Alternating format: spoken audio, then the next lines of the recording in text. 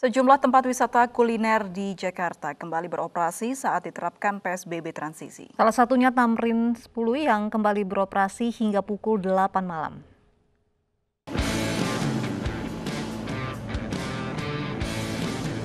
Di tengah penerapan PSBB transisi DKI Jakarta, sejumlah pusat kuliner kembali beroperasi. Di Tamrin 10 sedikitnya 54 tenan dengan cita rasa Nusantara maupun internasional tersedia. Sejumlah protokol kesehatan diterapkan di tempat ini, mulai dari cek suhu tubuh, mencuci tangan hingga mengenakan masker. Ya lumayan sih, tapi tetap jaga protokol kesehatan. Mbak Afnan, di Tamrin 10 ini kalau melihat protokol kesehatan yang diterapkan ini seperti apa sih Mbak? Apakah sudah cukup menurut Mbak? Lumayan, karena kan tetap ketat ya kayak di mall di mana-mana tuh tetap masih ada protokol kesehatan juga, kayak cuci tangan gitu-gitu.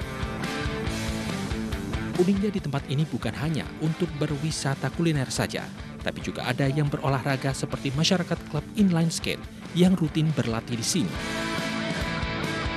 Ada perubahan jam operasional di Tamrin 10. Pada masa PSBB, jam operasional mulai dari jam 16 sore hingga 21 malam. Dan pada masa PSBB transisi, buka dari jam 11 pagi sampai jam 20 malam.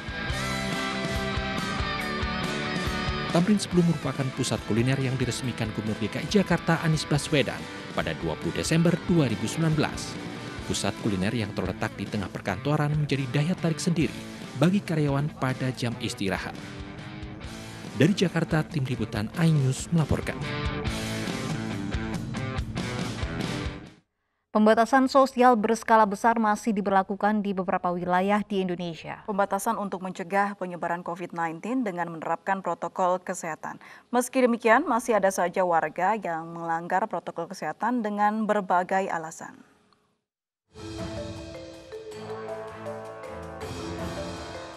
Aktivitas masyarakat kembali menggeliat di tengah pembatasan sosial berskala besar. Protokol kesehatan diberlakukan untuk mencegah penyebaran virus corona, mulai dari rajin mencuci tangan, menjaga jarak fisik, menghindari kerumunan hingga menggunakan masker dengan benar. Meski pemerintah terus mencanangkan pemberlakuan protokol kesehatan, tak sedikit warga yang melanggar ketentuan. Tak heran jika puluhan warga masih terjaring saat petugas menggelar razia protokol kesehatan. Kebanyakan warga yang terjaring yakni tidak mengenakan masker atau menggunakan masker, tapi tidak dengan posisi yang semestinya. Bagi para pelanggar, hukuman denda atau hukuman sosial telah menanti. Tapi lagi-lagi, hukuman seolah tak diindahkan oleh para pelanggar. Itu katanya kagak pakai masker. Lah emang iya sih, baru juga dibuka. Orang habis makan, lupa. Nah, terus disuruh ngapain kok?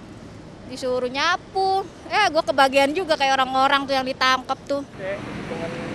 Aja mas, biasa ngap.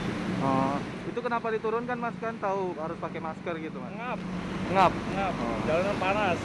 Besok mau ngulangi lagi apa enggak nih mas? Ya aja lah. Kalau mau ngulangin udah pernah pulang. Setidaknya ada 3 alasan mengapa masih ada warga yang melanggar protokol kesehatan di tengah pandemi, meski hukuman terus menanti. Mulai dari pemahaman masyarakat yang beragam mengenai bahaya penyebaran COVID-19. Banyaknya warga yang melanggar aturan membuat warga lainnya meniru hal serupa meski yang ditiru merupakan kesalahan.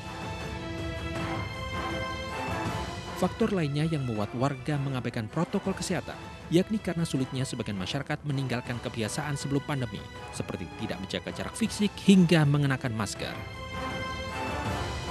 Kita tahu bahwa salah satu upaya terbaik untuk bisa membuat negara ini cepat terbebas adalah kedisiplinan warganya untuk tidak membahayakan dirinya dengan berada di lingkungan-lingkungan yang justru akan membuat setiap individu menjadi mudah terpapar atau bahkan menularkan kepada orang lain. Jadi atas dasar apapun sebenarnya dalam kondisi yang luar biasa seperti ini tentu saja diperlukan kedisiplinan yang baik dari semua warga negara kalau memang kita ingin cepat segera terbebas dari pandemi. Para peneliti menyatakan bahwa masker efektif untuk mencegah seorang terkena percikan cairan saat berbicara, bersin maupun batuk yang menjadi media penularan COVID-19. Dengan memakai masker, resiko penularan menurun hingga 4 kali lipat dibandingkan dengan seorang yang tidak mengenakan masker. Dari Jakarta, Tim Liputan iNews melaporkan.